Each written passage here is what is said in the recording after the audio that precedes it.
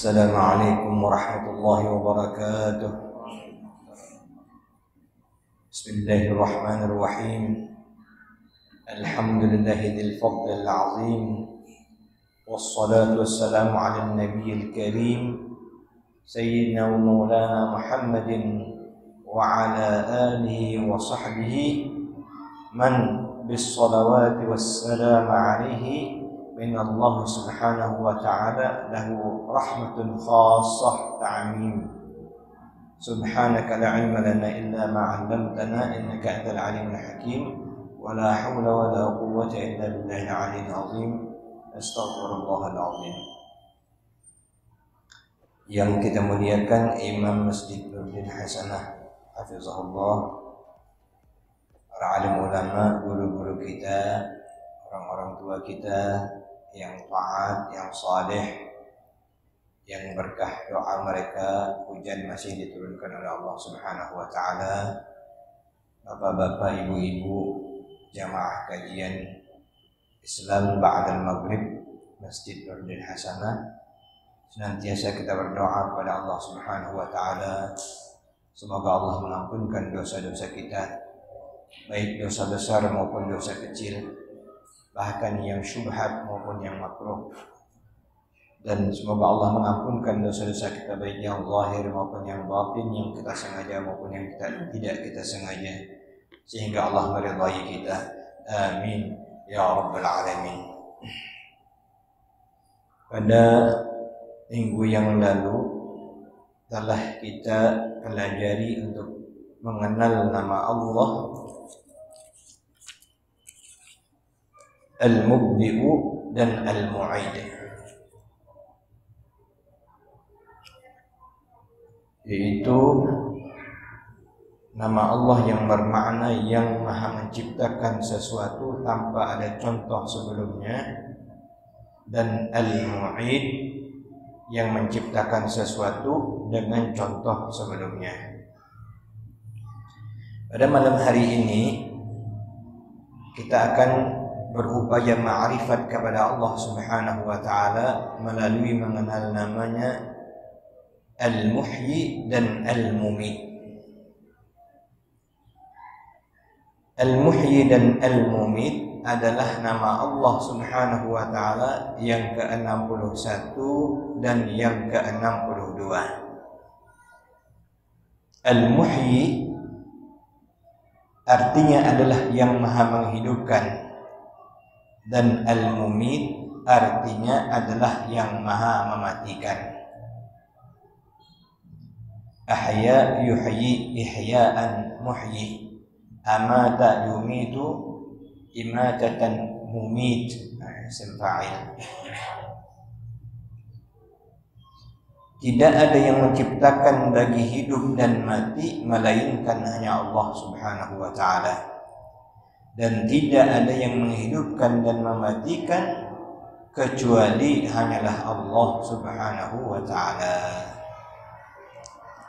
Jadi yang menciptakan kehidupan dan kematian itu adalah Allah, yang menghidupkan dan yang mematikan itu hanyalah Allah Subhanahu wa taala. Allah berfirman, Ya ayyuhalladzina amanu la takunu kalladzina kafaru wa qalu li ikhwanihim idza darabu fil ard aw kanu 'uzzan law kanu 'indana ma matu wa ma qutilu liyaj'ala Allahu dhalika hasratan fi qulubihim wallahu yuhyi wa yumiit wallahu bima ta'maluna basir. Ali Imran 156. Artinya, wahai orang-orang yang beriman, janganlah kalian seperti orang-orang kafir yang mengatakan kepada saudara-saudara mereka apabila mereka mengadakan perjalanan di muka bumi atau mereka berperang, kalau mereka tetap bersama-sama kita, tentu mereka tidak mati dan tidak akan dibunuh. Yang demikian itu Allah Subhanahu wa ta'ala yang menimbulkan rasa penyesalan yang sangat dalam di hati mereka. Allah Subhanahu wa ta'ala yang maha menghidupkan dan mematikan, dan Allah Subhanahu wa ta'ala maha melihat apa yang mereka kerjakan. Demikianlah i'tikad orang-orang kafir, di mana mereka beranggap bahwa merekalah yang mengatur kehidupan dan kematian tersebut, sehingga dengan strategi, dengan rencana, dan dengan kepandaian yang mereka punya, mereka merasa mereka dapat mengatur apakah memilih kehidupan atau mematikan atau kematian. Itu i'tikad orang-orang kafir. Apabila temannya mati waktu di perjalanan atau waktu peperangan, mereka berkata, jika ia tidak ikut pergi atau ikut berperang, niscaya tidak mati. Jadi secara logika mereka mengatakan, coba tidak ikut, coba tidak pergi, niscaya tidak mati. Gara-gara pergi, gara-gara ikut perang, mati. Mereka menafikan bahwa yang menghidupkan dan mematikan itu adalah Tuhan seluruh sekalian alam. Itulah i'tikad orang-orang kafir yang menganggap merekalah yang dapat mengaturnya. Na'udzubillah, tsumma na'udzubillah min dzalik. Allah Subhanahu wa ta'ala yang maha menghidupkan manusia dengan meniupkan ruh padanya melalui perantaraan malaikat hayah yang bertugas sesuai dengan perintah Allah. Jadi ada malaikat khusus namanya malaikat hayah, malaikat kehidupan, yang Allah tugaskan mereka itu sesuai dengan perintah Allah.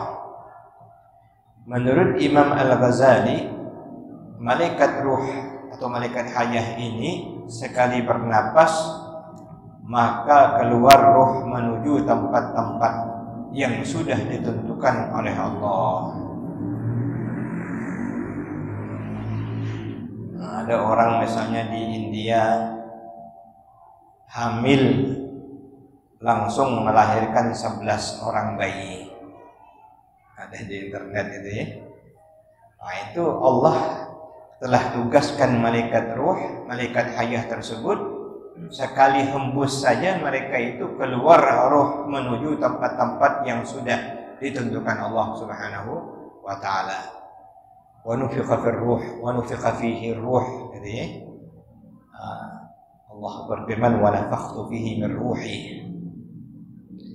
Sebelum Allah Subhanahu wa ta'ala menghidupkan kita, sudah ada ketentuan yang kita miliki. Bagaimana sabda Rasulullah SAW, inna ahadakum yujma'u khalquhu fi batni ummi 40 yawman nutfatan. Sesungguhnya salah seorang di antara kamu dikumpulkan penciptaannya dalam rahim ibunya selama 40 hari dalam keadaan nutfah, benih. Thumma yakunu 'alaqatan mithla dzalik. Ada di benih, lalu ada di nutfah.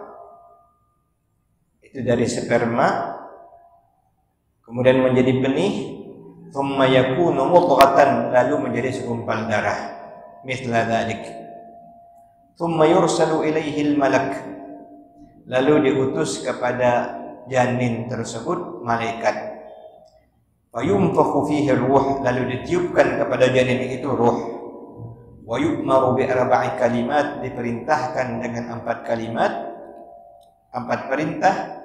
Bikatbi rizqihi, menuliskan rezekinya, wa ajalihi, ajalnya, wa amalihi, amal perbuatannya, wa syaqiyyun am sa'idun, penentuan dia termasuk orang yang celaka atau orang yang berbahagia. Fa wallahi alladzi la ilaha ghairuh, demi Allah yang tiada Tuhan selainnya, inna ahadakum la ya'mala bi'amali ahli al-jannah hatta ma yakunu bainahu wa bainaha illa dhira'. Sesungguhnya seorang di antara kamu sungguh dia telah beramal dengan amalan ahli syurga sampai kepada tahap ma yakun bainahu wa bainaha illa dhira', tinggal sejengkal lagi, hanya kematian saja lagi yang memisahkan. Fayasbiqu alaihi alkitab, ternyata ketentuan Allah lah yang mendahului. Faya'malu bi'amali ahli nar, maka ketentuan Allah itu juga yang terjadi. Orang tersebut lalu melakukan amalan ahli neraka, fayadkhuluha, yang menyebabkannya masuk ke dalam api neraka. Jadi hakikatnya Allah telah menentukan mana yang syaqiyun, mana yang sa'id, mana yang menderita, mana yang bahagia. Kalau sudah ditetapkan dia orang yang menderita, padahal amalnya selama ini adalah amalan ahli syurga, hanya beberapa saat mungkin sebelum meninggal ternyata dia melakukan amalan ahli neraka, maka masuklah dia ke dalam neraka. Wal'iyadu billah. Wa inna ahadakum la ya'mala bi'amali ahli an-nar, dan sungguh di antara kamu ada yang mengerjakan amalan ahli neraka, gawinya adalah gawe maksiat, tapi ternyata semenjak azali Allah telah tetapkan dia menjadi orang yang berbahagia. Hatta ma yakunu bainahu wa bainaha illa dhira', sehingga tidak ada yang memisahkan antaranya dengan neraka itu kecuali sejengkal, ya, beberapa saat saja menjelang kematian. Fayasbiqu alaihi alkitab, namun ketentuan Allah yang telah mendahului bahwa dia ditetapkan sebagai orang ahli neraka.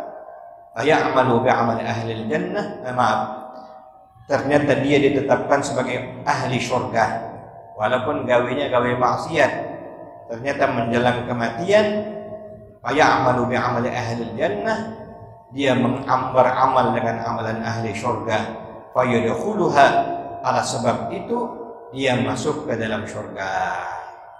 Gawinya seumur hidup berbuat maksiat, ternyata 2 hari sebelum meninggal dunia dia bertaubat kepada Allah Subhanahu wa taala. Hartanya diinfakkan di jalan Allah Subhanahu wa taala penuh dengan penyesalan.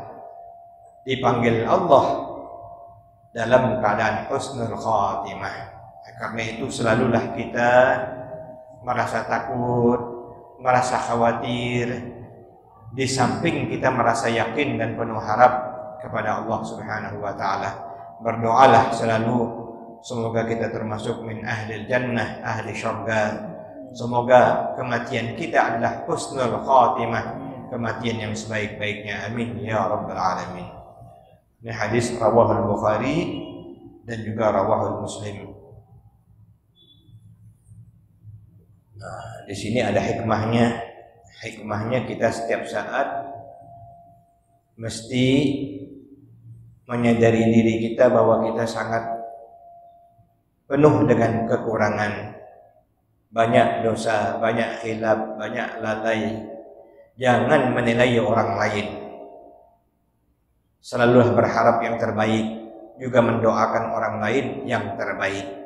Jangan sampai kita memvonis seseorang bahwa orang tersebut adalah ahli neraka, bahwa orang tersebut orang yang dilaknat Allah, sebab kita tidak tahu menjelang kematian Allah tetapkan apakah termasuk yang syaqiyun am sa'id.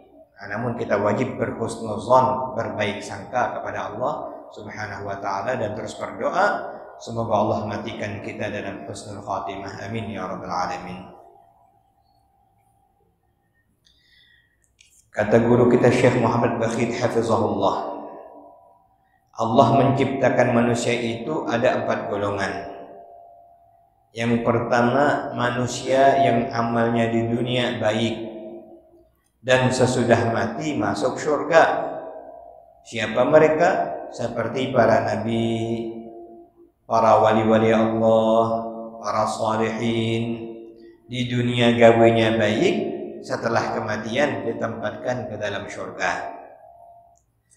Yang kedua, manusia yang amalnya dunia ini baik, namun setelah kematian ternyata tempatnya adalah neraka. Seperti yang terjadi pada kisah Bal'am bin Ba'ura, Bal'am bin Ba'ura. Zaman Nabi Musa alaihissalam ada orang yang kabul doanya, mustajab terus doanya, dianggap orang soleh. Ternyata matinya dalam su'ul khatimah. Demikian juga Barsisa, dianggap sebagai wali Allah, bisa terbang, bisa karamat yang hebat-hebat dan sebagainya. Ternyata mati dalam su'ul khatimah. Lebih dahsyat lagi contohnya adalah iblis. Iblis ini dalam riwayat namanya Azazil, dari kalangan jin yang dihidupkan Allah sebelum penciptaan Adam. Tidak ada satu jengkal tanah di bumi ini melainkan pernah disujuti, menjadi tempat sujud oleh Azazil. Dalam riwayat kurang lebih kalau tidak khilaf 40.000 tahun dia hidup dalam beribadah kepada Allah Subhanahu wa taala. Azazil ini tidak ada satu jengkal pun melainkan dia telah menetapnya untuk sujud kepada Allah. Namun saat Adam diciptakan Allah, ketika diperintahkan untuk sujud menghormati Adam, aba wastakbara, tidak mau dia. Timbul egonya. Aku yang paling taat, aku sudah duluan, aku yang paling dekat dengan Allah, aku yang paling banyak ibadah, aku diciptakan dari api, untuk apa aku tunduk hormat kepada Adam? Aba wastakbara wa kana minal kafirin. Termasuklah dia golongan orang-orang yang kafir. Na'udzubillah, iblis. Selama hidupnya luar biasa, ternyata telah ditetapkan sebagai makhluk yang menjadi penggoda dan yang menjadi penghuni neraka. Yang ketiga, golongan manusia yang amalnya di dunia jahat, tetapi setelah dia meninggal dunia ternyata tempatnya adalah surga. Lalu ini orang Mu'tazilah tidak setuju dan pakai akal. Allah wajib katanya masukkan orang itu ke surga. Itu adil, keadilan Allah mesti sesuai aturan. Bahwa kalau yang buruk masuk neraka, kalau yang baik masuk surga. Kalau terbalik berarti Allah tak adil katanya. Nah, dalam Ahlus Sunnah wal Jamaah, sifat jaiz bagi Allah adalah fi'lu kulli mumkinin wa tarkuhu. Allah melakukan apa saja yang dia mau ataupun yang tidak. Yang Allah tidak mau berlaku semuanya atas keinginan Allah. Andai Allah ingin memasukkan ahli maksiat ke dalam surga, itulah kasih sayang Allah Subhanahu wa taala. Disitulah keadilan Allah Subhanahu wa taala. Seperti cerita dalam hadis seorang yang membunuh 100 orang yang pada akhirnya bertobat dan taubatnya diterima oleh Allah Subhanahu wa taala. Sudah bunuh 99 orang, bertanya dengan ulama. Kata ulama itu tidak terima 100 jadinya ya. Nah, namun jalan perjalanan dia ingin bertobat kepada Allah, meninggal dunia. Lalu diukur oleh malaikat mana banyak langkahnya pada tempat keburukan atau banyak menuju kebaikan. Nah, dalam riwayat lebihnya dikit sekilan cuman. Nah, itu menjadi ahli surga, diterima Allah taubatnya.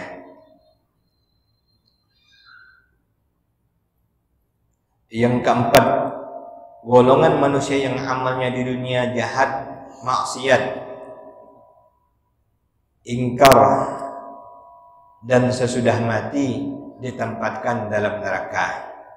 Inilah orang-orang kafir, orang-orang munafik. Jadi ada 4 golongan yang tadi disebutkan. Ada yang baik tempatnya surga, ada yang baik ternyata ahli neraka. Sebaliknya ada yang buruk ternyata tempatnya memang neraka, namun ada juga ternyata tempatnya yang surga. Allah Subhanahu wa taala yang menghidupkan dan Allah pula yang mematikan manusia dan seluruh makhluk, yaitu dengan mengambil ruhnya melalui perantaraan malaikat. Ini terkait dengan ruh. Pernah dikatakan oleh para ulama, ruh itu kan inti dari kehidupan.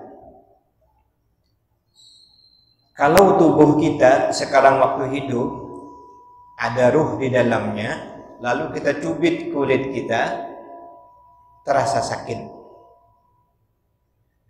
Bagaimana waktu dalam kematian yang dicabut adalah sumber rasa roh itu.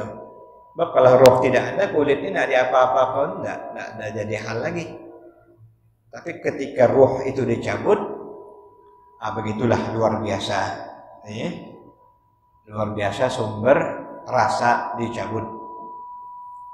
Makanya Nabi bersabda, innalil mauti lasakarat, mati itu sakit, mati itu sakit. Itu sekelas Nabi kita Muhammad SAW mengatakannya. Semoga Allah Subhanahu wa taala mudahkan kita dalam saat dicabut nyawa dan yang terbaik. Melalui perantaraan malaikat Israel. Ini pun perantaraan malaikat Israel, Allah berikan kemampuan kepada malaikat Israel nak mencabut nyawa berapapun dalam waktu yang manapun, tak sampai akal kita. Karena menurut kita kalau dari rumah ini pindah ke rumah ini, pindah ke rumah ini, banyak makan waktu malaikat. Tapi subhanallah, mereka di luar batas waktu, tidak ada lagi ukuran waktu tempat itu bagi mereka, diberikan Allah kekuasaan penuh. Itu namanya juga ruh. Ruh itu makanya ada ungkapan para aulia Allah itu hidup, ruhnya hidup, dan makna ruh itu adalah bisa kemana-mana. Ruh talawah tanpa batas waktu. Makanya ruh yang telah diberkahi oleh Allah Subhanahu wa taala, ruh Nabi kita Muhammad sallallahu alaihi wasallam, ketika kita mengucapkan salawat dan salam kepada beliau, disampaikan oleh malaikat kepada beliau. Bahkan Nabi sallallahu alaihi wasallam itu ruhnya diizinkan Allah. Tak mustahil ada bersama kita. Nanti ada pula orang pakai logika, oh Nabi berjalan-jalan katanya ke rumah ini, mau ke rumah ini. Itu tidak masuk dalam logika dan tidak dapat kita logikakan. Makanya ada karamat para aulia Allah, misalnya ketika mereka sholat, Allahu Akbar, ketika mereka pandang sudah Ka'bah depannya, sudah berada di Madinah, misalnya di Raudhah, tak mustahil pas assalamualaikum di Masjid Nurdin Hasanah lagi duduk di tiang misalnya, tak mustahil. Kita lihat fisiknya ada di sini, saat yang sama ada di Mekah, ada di Madinah. Kenapa? Karena dimensi waktu tidak ada lagi. Jadi kalau Allah mengizinkan, semuanya tidak ada yang mustahil. Itu di antara makna ruh. Boleh pergi kemana-mana dengan izin Allah tentunya. Jadi agak mustahil kalau yang sifatnya dipanggil-panggil. Masa wali dipanggil-panggil ruhnya? Syekh Abdul Qadir Jailani hadir, Syekh ini hadir. Mohon maaf, tidak berarti menyalahkan secara langsung, tidak, tetapi meluruskan. Karena kemuliaan orang-orang yang dekat dengan Allah itu luar biasa, tak cocok jika dipakai untuk itu. Ujung-ujungnya bergerak dewek silat. Syekh Abdul Qadir bersilat, kan tidak cocok. Panggil roh wali, ujung-ujungnya bersilat. Padahal aulia Allah itu mengantarkan kita kepada Allah Subhanahu wa taala. Kalau misalnya kehadiran mereka menjadikan kita taubat, menjadikan kita dekat dengan Allah, itu sesuai. Tapi kalau memanggil mereka tiba-tiba untuk hal-hal yang sifatnya duniawi, itu jelas-jelas bukan. Itulah yang juga disebut dengan, mohon maaf, ada istilah kasyaf syaitani. Mungkin macam nampak kesaktian, kehebatannya, tapi bukan roh wali yang datang. Roh, bukan roh aulia, tapi jin, syaitan. Karena mereka itu sakti-sakti semua. Itulah yang disebut dengan istidraj atau talbis. Ada satu kitab namanya Talbisu Iblis, bagaimana iblis ingin menggoda umat manusia. Na'udzubillah, tsumma na'udzubillah min dzalik. Jadi melalui malaikat Israel diperintah Allah. Firman Allah, Allahu yatawaffal anfusa hina mautiha. Az-Zumar ayat 42. Artinya Allah Subhanahu wa taala yang mematikan tiap-tiap jiwa ketika kematiannya. Idza jaa ajaluhum la yastakhiruna sa'atan wa la yastaqdimun. Dalam ayat yang lain Allah berfirman, Qul yatawaffakum malakul maut alladhi wukkila bikum thumma ila rabbikum turja'un. Surat Sajdah ayat 11. Katakanlah wahai Nabi Muhammad, malaikat maut yang diserahi tugas untuk mencabut nyawa kalian akan mematikan kalian. Kemudian hanya kepada Tuhan kalian semua akan dikembalikan. Allah tugaskan malaikat Israel untuk mencabut nyawa setiap makhluk. Dua ayat tersebut tidaklah bertentangan.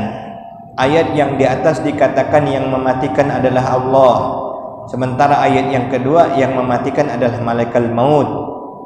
Namun pada hakikatnya hanyalah Allah jua yang mematikan. Sedangkan malaikat maut hanya perantara yang diberi tugas atau asbab untuk yang demikian.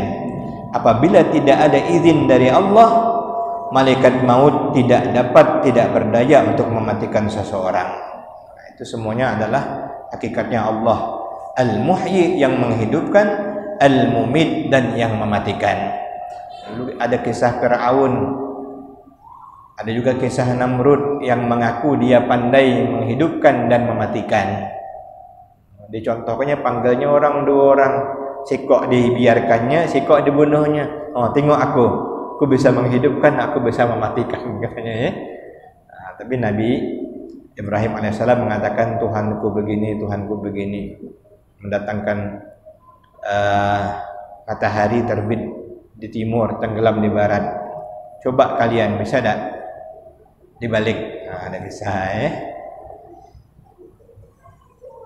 Malaikat maut itu bernama Israel, satu makhluk Allah yang sangat besar. Dunia hanya bagaikan telur dalam genggamannya. Ia bisa berubah kepada berbagai bentuk dan mempunyai pembantu-pembantu yang sangat banyak. Setiap kali kita bergerak, kita tidak pernah lepas daripada intayan Israel dan bala tentaranya. Dalam riwayat disebutkan satu hari ini kita diceknya 70 kali didatanginya. Dari mulai subuh terus sampai ke subuh lagi 70 kali dia bolak-balik. Tinggal tunggu sinyal cuma dikit. Kalau lampu hijau langsung tangkapnya ya. Itu sebenarnya kematian selalu ada dekat kita. Makanya Nabi bersabda, kafalil mar'i, sebenarnya sudah cukup bagi seseorang al-mautu wa'izuhu, kematian itu menjadi gurunya, menjadi penasihatnya. Dengar orang meninggal dunia, ngantar jenazah, nengok orang, bahkan ada yang ikut gali kubur, ikut mandikan mayit, sudah menjadi gawian pun ada juga. Sering melihat kematian, namun sudahkah mengambil pelajaran? Padahal kalau diambil pelajaran, takut kita, sehebat-hebat apapun kita tidak berani kita nak nyombong. Macam mana nak nyombong sementara malaikat Israel 70 kali ngecek kita sehari? Oh, jangan macam-macam kau katanya ya. Jangan macam-macam. Kalau macam-macam aku tinggal tunggu sinyal saja lagi. Na'udzubillah. Mudah-mudahan kita diselamatkan Allah, dijagakan Allah Subhanahu wa taala. Dalam hadis Nabi SAW bersabda bahwa setiap hari para pembantu malaikat maut itu selalu bersalaman dengan kita. Bahkan bersalaman, bukan hanya ngecek gitu ya. Namun kita tidak merasa. Pada waktu Isra dan Mi'raj, Nabi SAW pernah bertanya kepada malaikat maut, "Wahai Israel, bagaimana engkau mencabut nyawa manusia dalam satu waktu, baik yang di lautan maupun yang di darat sekaligus?" Maka malaikat Israel menjawab, "Apabila sudah tiba ajal seseorang, maka aku pandang ia, dan apabila aku memandangnya, maka para pembantuku langsung paham. Segera mereka berangkat dan mencabut ruh orang tersebut dari mulai kakinya. Manakala ruh itu sudah sampai ke hulqum, aku tahu, kemudian akulah yang mencabutnya." Itu rupanya ya. Jadi bahagian malaikat Israel ini bahagian finishingnya, finishing. Makanya kalau sudah sampai ke hulqum, sering mayat itu nanti matanya terbuka waktu meninggal dunia. Dalam Al-Quran Allah berfirman, "Kalla idza balagatil hulqum." Bahkan tidak, ketika ruh yang dicabut itu sudah sampai ke batas hulqum, wa antum hina idin tanzurun. Ketika itu kalian memandangnya. Jadi orang nak meninggal dunia itu nengok gitu ya. Memandang dia, rohnya dicabut. Sesudah kita mengetahui dan beriman akan nama Allah Al-Muhyi dan Al-Mumit, maka orang yang beriman yakin bahwa Allah yang menghidupkan dan yang mematikan, bahwa Allah menghidupkan anggota-anggota tubuhnya itu dengan taat kepada Allah. Orang yang yakin Allah yang menghidupkan dan yang mematikan, maka dia akan berupaya menghidupkan anggota-anggota tubuhnya dengan ketaatan kepada Allah. Apabila sudah mampu seperti yang demikian, maka sempurnalah keimanan kepada nama Allah Al-Muhyi dan Al-Mumit. Ciri orang yang beriman dengan nama Allah Al-Muhyi Al-Mumit, dia sadar nyawanya, tubuhnya yang diberikan kehidupan oleh Allah, maka dia akan menggunakannya dalam ketaatan kepada Allah Subhanahu wa taala, dan tidak akan melakukannya lagi dalam kemaksiatan. Itulah orang yang beriman dengan nama Allah Al-Muhyi dan Al-Mumit. Jadi kita melalui pelajaran syarah Asmaul Husna ini kita dapat mengetahui bahwa nama-nama Allah Subhanahu wa taala yang kita ketahui dan kita imani tersebut harus dibuktikan dalam perbuatan kita. Kita beriman dengan nama Allah yang Maha Pengasih, maka kita harus menjadi orang yang baik gitu ya. Kita beriman kepada nama Allah seperti yang tadi disebutkan Al-Muhyi dan Al-Mumit, maka kita betul-betul memanfaatkan kehidupan kita ini dalam taat kepada Allah Subhanahu wa taala. Jadi tidak hanya sekedar kita tahu, tapi harus dibuktikan dalam perbuatan kita. Kemudian anggota-anggota tubuh termasuk juga hati, mata, telinga, lisan, kaki dan tangan, semuanya diaktifkan dalam rangka taat kepada Allah Subhanahu wa taala. Al-Imam Al-Ghazali dalam kitab Bidayatul Hidayah mengatakan betapa malunya kita, Allah berikan anggota tubuh kepada kita tujuannya untuk ibadah, ternyata betapa jahatnya kita, bukan untuk ibadah tapi malah untuk maksiat kita melakukannya. Tidak malukah kita kepada Allah, kata beliau. Coba sebagai manusia kita mengaku banyak salah, banyak khilaf. Sadar sebentar buat salah lagi, sadar sebentar buat salah lagi. Karena itu yang terbaik adalah selalu segera bertobat kepada Allah Subhanahu wa taala. Ciri orang yang beriman kepada Allah, ketika sadar salah, segera mereka bertobat kepada Allah Subhanahu wa taala, tidak menunda-nunda lagi. Andai pun mengerjakannya lagi, segera lagi bertobat kepada Allah. bertobat bersungguh-sungguh. Kata Sayyidina Ali bin Abi Thalib karramallahu wajhah, la kabirata ma'al istighfar, tidak dianggap dosa besar jika orang itu bertobat kepada Allah. Wala saghirata ma'al istimrar, namun tidak dianggap lagi berbuat dosa kecil jika terus digawe oleh orang tersebut. Dosa itu dosa kecil tapi digawainya terus, menjadi dosa besar hukumnya. Sebaliknya orang yang bertobat kepada Allah dengan taubatan nasuha, andai pun la samahallah dia melakukan dosa besar, namun dia bertobat kepada Allah Subhanahu wa taala, maka tidak dianggap dosa besar. Insyaallah diampunkan oleh Allah Subhanahu wa taala, agar asal dia bertobat dengan taubatan nasuha. Dalam hadis Nabi bersabda, ini ada ungkapan bagaimana menghidupkan hati. Himmah atau cita-cita atau rencana yang baik, niat yang baik, jika itu ada berarti merupakan tanda bahwa hati kita hidup. Tanda hati kita hidup jika rencana hati kita selalu baik. Sabda Rasulullah SAW, "Faman hamma bihasanatin falam ya'malha katabaha Allahu lahu 'indahu hasanatan kamilah." Maka barang siapa berniat melaksanakan sesuatu kebaikan namun belum dapat dilaksanakannya, niscaya Allah akan tetap mencatat pahala baginya di sisi Allah sebagai satu kebaikan yang sempurna. Orang yang baik, yang hatinya baik, cita-cita di hatinya, himmah di hatinya baik, selama belum dikerjakannya pun sudah dapat pahala, apalagi telah dikerjakannya. Nah, namun ada adab yang diajarkan Nabi, jika terkait kepada makhluk jangan disampaikan dulu, takut jadi PHP. Cuman kalau aku dapat duit nanti kau ku umrahkan, katanya kan. Ternyata orang tahu dia dapat duit, tidak ada pula ngumrahkan orang. Atau dia datang ke masjid, dengan masjid, oh masjid ini kurang, nanti aku belikan ini, katanya. Tunggu-tunggu sebulan, 2 bulan, 3 bulan, tidak ada juga. Nah, itu PHP namanya ya.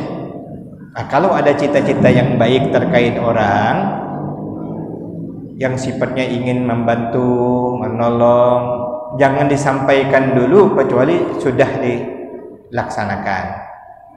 Kecuali memang yakin betul, misalnya besok saya nak bagi, itu jelas sudah memang.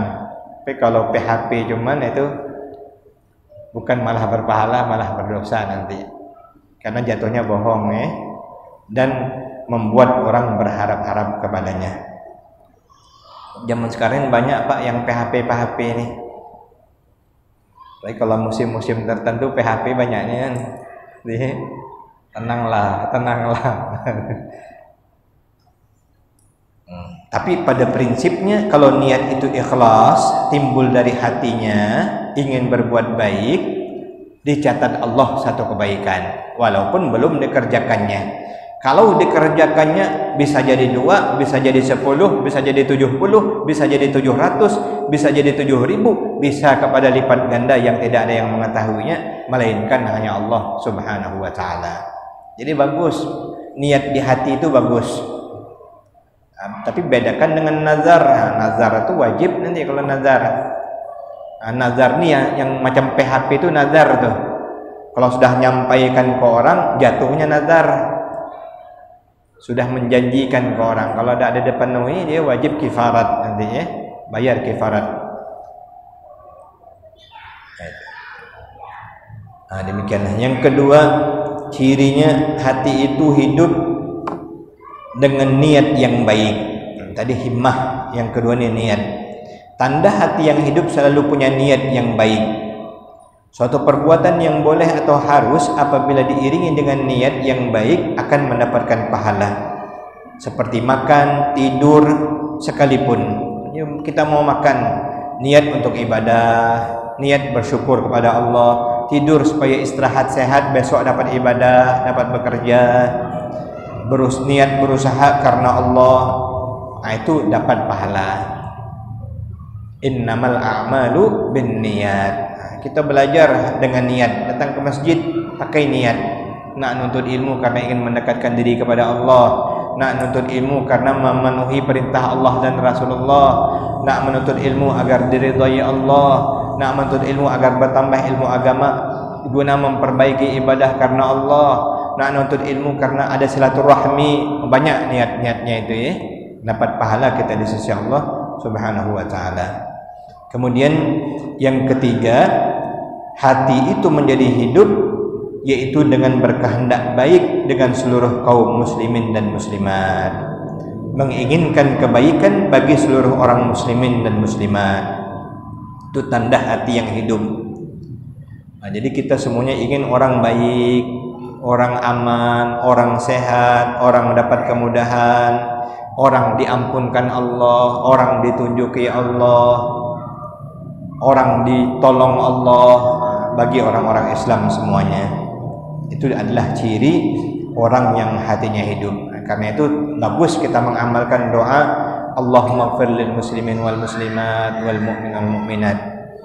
Bahkan siapa yang membaca doa seperti itu, Allahumma ighfir lil muslimin wal muslimat atau Allahumma ighfir lana wal muslimin, mendapatkan pahala sebanyak orang Islam di sisi Allah Subhanahu wa taala. Demikianlah mudah-mudahan yang kita sampaikan ini menambah ilmu dan wawasan kepada kita, dan mudah-mudahan Allah Subhanahu wa taala hidupkan hati kita. Allah tolong kita dalam benar-benar mengamalkan keimanan kita kepada nama Allah Al-Muhyi dan Al-Mumit dalam rangka mendapatkan ridha Allah Subhanahu wa taala. Amin ya rabbal alamin. ألا يعلم من خلق وهو اللطيف الخبير يا لطيفا بخلقه يا عليما بخلقه يا خبيرا بخلقه الطب بنا يا لطيف يا عليم يا خبير يا لطيفا بخلقه يا عليما بخلقه يا خبيرا بخلقه الطب بنا يا لطيف يا عليم يا خبير يا لطيفا بخلقه يا عليما بخلقه يا خبيرا بخلقه الطب بنا يا لطيف يا عليم يا خبير يا لطيفا لم يزل الطب بنا فيما نزل إنك لطيف لم تزل الطب بنا والمسلمين يا لطيفا لم يزل الطب بنا فيما نزل إنك لطيف لم تزل الطب بنا والمسلمين يا لطيفا لم يزل الطب بنا فيما نزل إنك لطيف لم تزل الطب بنا والمسلمين. آمين يا الله يا رب العالمين. بسم الله الرحمن الرحيم. الحمد لله رب العالمين. اللهم صل على سيدنا محمد وعلى آله وصحبه أجمعين. اللهم أعنا على ذكرك وشكرك وحسن عبادتك. اللهم اجعل خير أعمارنا أواخره وخير أعمالنا خواتمه وخير أيامنا يوم نلقاك فيه يا رب العالمين. وصلى الله على سيدنا مولانا محمد وعلى آله وصحبه وسلم والحمد لله رب العالمين. السلام عليكم ورحمة الله وبركاته.